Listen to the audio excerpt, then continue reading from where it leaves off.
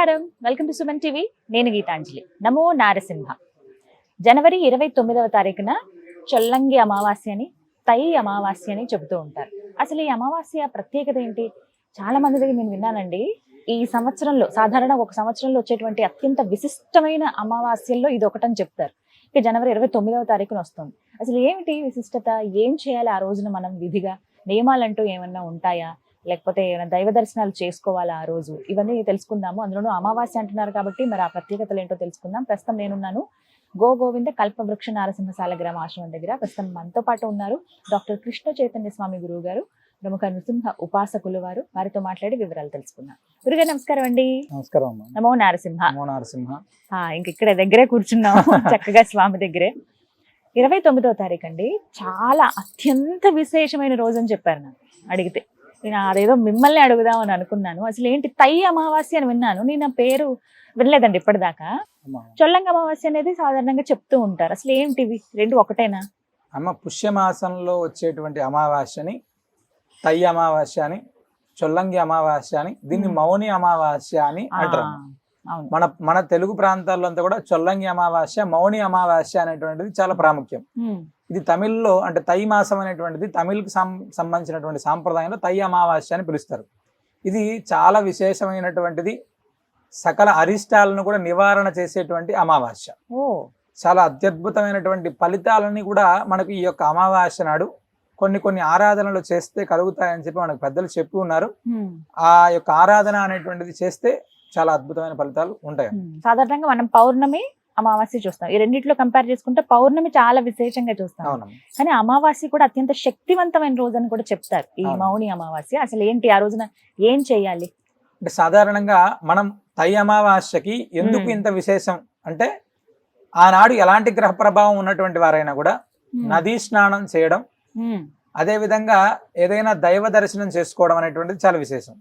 అయితే మనకు తమిళనాడులో తిరువల్లూరు అనేటువంటి వైద్య వీర రాఘవ క్షేత్రం ఒకటి ఉంటుంది. అత్యద్భుతమైనటువంటి క్షేత్రం. అక్కడ భగవంతుడే వైద్యుడు, అంటే వీరరాఘవుడే వైద్యుడుగా అక్కడ ఉంటారమ్మా. అంటే మనకు ఉండేటువంటి చాలా మంది బాగా ఇబ్బంది పడి బాధపడేటువంటి అంశాలు గ్రహ ప్రభావాలు, దృష్టి దోషాలు. అంటే ఇలాంటి చికాకులు ఉన్నాయి అంటే శరీరం పైన, ఇంట్లో ఇలా ఎలాంటి ఇబ్బందులు ఉన్నా కూడా ఆనాడు జరిగేటువంటి చిన్న కార్యక్రమాల ద్వారా, చిన్న చేసుకునే కార్యక్రమాల ద్వారా ఇవన్నీ కూడా పరిహారం చేసుకోవచ్చు అని చెప్తారమ్మా. అందుకని దీనికి తై అమావాస్యకు అంత విశేషం. మనం కూడా ఈ యొక్క తై అమావాస్య నాడు ఈ యొక్క కల్పవృక్ష నరసింహ స్వామి వారి సన్నిధిలో చాలా విశేషంగా, అంటే తిరువల్లూరు వైద్య వీర రాఘవ క్షేత్రంలో ఎలా అయితే అక్కడ స్వామివారిని దర్శనం చేసుకొని ఎంత అద్భుతమైనటువంటి ఫలితాలను పొందుతున్నారో, దానికి భిన్నంగా అత్యద్భుతంగా ఇక్కడ కొన్ని కార్యక్రమాలని మనం చాలా సంవత్సరాల నుంచి చేస్తున్నాం. ఈ సంవత్సరం కూడా చాలా విశేషంగా చేస్తున్నాం అమ్మా. ఇక్కడ విశేషం ఇంకోటి ఏంటంటే, 29వ తారీఖు తై అమావాస్య, 28 ముందు రోజేమో కృష్ణాంగారక చతుర్దశి అని చాలా విశేషంగా అది కూడా ఉందమ్మా. అంటే కృష్ణాంగారక చతుర్దశి అనేటువంటిది ఒక వ్రతం అమ్మా. అంటే మనం అంటే ఇంటికి సంబంధించినటువంటి భూమి, గృహము, దాంపత్యము, రుణము, ఈ 4కు సంబంధించినటువంటి ఇబ్బందులు పడేటువంటి వాళ్ళు, అంటే అప్పులతో ఇబ్బంది పడేటువంటి వాళ్ళు, ఇల్లు లేదు అనేటువంటి బాధపడుతున్నటువంటి వాళ్ళు, అదే విధంగా అన్యోన్య దాంపత్యానికి సంబంధించినటువంటి ఇబ్బంది పడేటువంటి వాళ్ళు, అంటే కుజుడికి సంబంధించినటువంటి దోషాలు ఉన్నాయి అనేటువంటి వాళ్ళు ఎవరైతే, పెళ్లి కాని వాళ్ళు, ఇలాంటి వాళ్ళు ఎవరైనా ఉంటే ఆనాడు కృష్ణాంగారక చతుర్దశి నాడు భద్రాచల దివ్యక్షేత్రంలో మన సన్నిధిలో విశేషంగా హోమం, వారికి సంబంధించినటువంటి పూజ ఇవన్నీ కూడా చేస్తున్నాం. ఆ మరుసటి రోజే ఈ యొక్క తై అమావాస్య కూడా రావడం ఇంకా చాలా అద్భుతంగా వివిధ కార్యక్రమాలు చేస్తున్నాం. మరి 29న ఏం జరుగుతున్నాయండి ఆశ్రమంలో? 29వ తారీఖు ఉదయం ప్రాతకాలమే స్వామివారికి సుప్రభాత సేవ, అనంతరం వీరరాఘవ దీపం అని ఒకటి ఉంటదమ్మా. అంటే ఈ యొక్క తై అమావాస్య నాడు బియ్యపు పిండితోటి బెల్లము, ఇలాచి పొడి కలిపి ఒక దీపాన్ని తయారు చేసి ఆవుని వేసి స్వామివారికి దీపం పెడితే చాలా ఎంత ఆదివ్యాధుల ప్రభావం ఉన్నా ఆ యొక్క ఆదివ్యాధుల ప్రభావం తగ్గుతుంది అని చెప్పి మనకు పెద్దలు చెప్తారమ్మా. ఆ యొక్క వీరరాఘవ దీపాన్ని ఎవరైతే అంటే వ్యాధి ఉంది అని ఇబ్బంది పడేటువంటి వాళ్ళు, అనారోగ్యం ఉంది, అపమృత్యు దోషాలు ఉన్నాయి, దృష్టి దోషాలు, ప్రధానంగా దృష్టి దోషాలు ఉన్నాయి, వీటి ప్రభావం ఉంది ఇబ్బంది పడేటువంటి వాళ్ళు ఆ యొక్క వీరరాఘవ దీపం అనేటువంటిది ఇక్కడ ప్రత్యేకంగా పెట్టి స్వామివారిని ముడుపు కట్టి ప్రదక్షిణ చేసుకునేటువంటిది ఒకటి. అదేవిధంగా ప్రతి అమావాస్యకి మనం స్వామివారి సన్నిధిలో విశేషంగా కల్పవృక్ష నరసింహ స్వామి వారికి అభిషేకం చేస్తారమ్మా. ఆ అభిషేకం అనంతరం సుదర్శన మంత్రాత్మకంగా ఈ అంటే ఉప్పు బెల్లం ఈ యొక్క తై అమావాస్య నాడు ఉప్పుతోటి బెల్లంతోటి మనం విశేషంగా ఇక్కడ దృష్టి దోషం అనేటువంటిది పోవడం కోసం చాలా అద్భుతంగా చేస్తారు. అయితే మనం సుదర్శన మంత్రాత్మకంగా ప్రత్యేకంగా ఇలా ఒక తయారు చేసినటువంటి దృష్టి అనేటువంటిది ఎవరైతే ఉన్నారో, అదే విధంగా మనకు శరీరం ఇబ్బంది పడుతుంది, వ్యాధులు ఇబ్బంది పడుతున్నాయి, ఎప్పటి నుంచో ఇంకా తగ్గట్లేదు, అంటే మానసిక అశాంతి ఉంది, ఇలాంటి ఎవరైనా కూడా ఇది సుదర్శన మంత్రాత్మకంగా తయారు చేసినటువంటిది ఈ యొక్క విధానం అమ్మా. దీంతో వారికి ఒక మనిషిని ప్రత్యేకంగా ఏర్పాటు చేసి దృష్టి దోషాన్ని తొలగించడం కోసం ఒక పూజా కార్యక్రమాన్ని కూడా అక్కడ చేస్తున్నాం. చాలా అత్యద్భుతమైనటువంటిది, వినియోగించుకునేటువంటి వాళ్ళందరికీ కూడా చూడొచ్చు, బ్రహ్మాండంగా చూడొచ్చమ్మా. చిన్న కుండ కుండ, దాంట్లో కొన్ని పదార్థాలు, నిమ్మకాయ ఉందండి ఇందులో, నిమ్మకాయ ఉన్నాయి, ఇంకా కొన్ని పదార్థాలు ఉన్నాయి లోపల, కుంకుమ, జీడి అన్నీ ఉన్నాయి. కదా.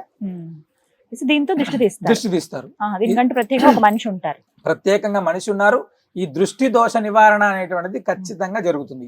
అదే విధంగా బ్లాక్ మ్యాజిక్ అంటారు, అంటే చాలా మంది ఎక్కడ దాటడం ఇబ్బంది పడడం, అదే విధంగా చేతబడి తోటి బాధపడుతున్నారు అంటే ఇవి ఉన్నాయా అనేటువంటి వాళ్ళకి దాటి యొక్క ప్రభావాన్ని ఇబ్బంది పడేటువంటి వాళ్ళు చాలా మంది ఈ మధ్యకాలంలో పెరుగుతున్నారు. మాకు బాగా నరఘోష ఎక్కువ ఉందండి, షాపులు నడవట్లేదు, ఇండ్లలో ఇబ్బంది ఉంది, ఇలాంటి వాళ్ళ యొక్క ఇవన్నీ ప్రభావం తగ్గడం కోసం ఇది చాలా అద్భుతంగా ఉపయోగపడేటువంటిది ఏర్పాటు చేస్తున్నాం. కేవలం మనుషులకు మాత్రమే తీస్తారండి, లేకపోతే ఇప్పుడు వ్యాపార స్థలాలు? మనుషులకి, ఫస్ట్ మనుషులకి మొదటి సూచిక అయితే ఫస్ట్ ఇది మనుషులకేనా రావాలి.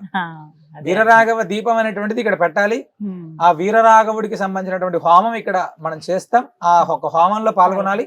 అదే విధంగా సుదర్శన మంత్రాత్మకంగా ఈ యొక్క దృష్టి ఏదైతే ఉందో దాన్ని తొలగించుకునేటువంటి ప్రయత్నం చేసుకొచ్చాం. ఈ మూడు ఇక్కడ చాలా విశేషం ఆనాడు.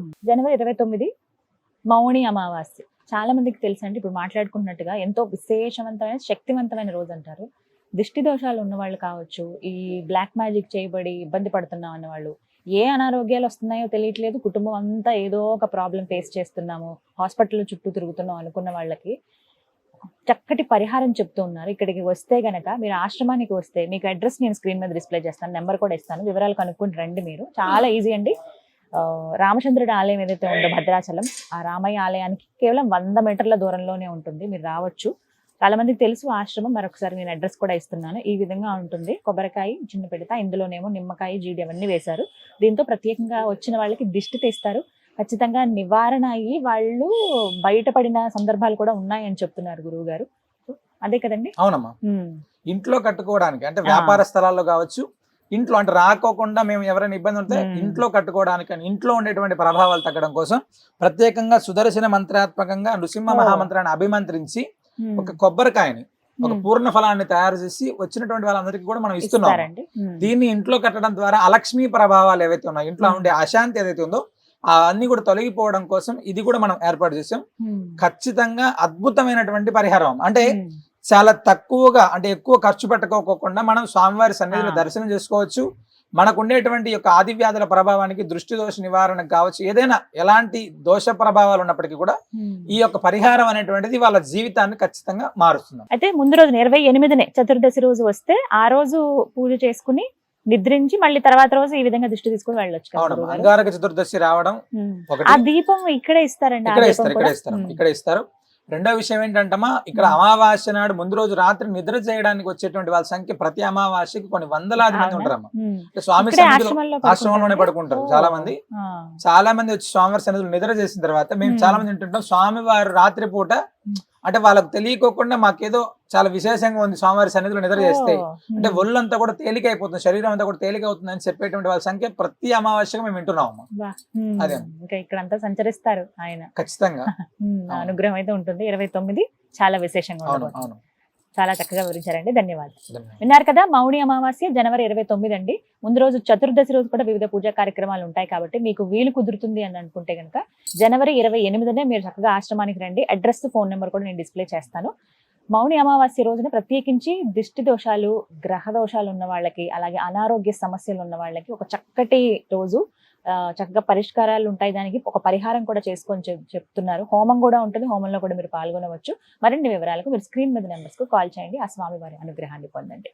ఇది వాళ్ళ వీడియో. నమస్కారం.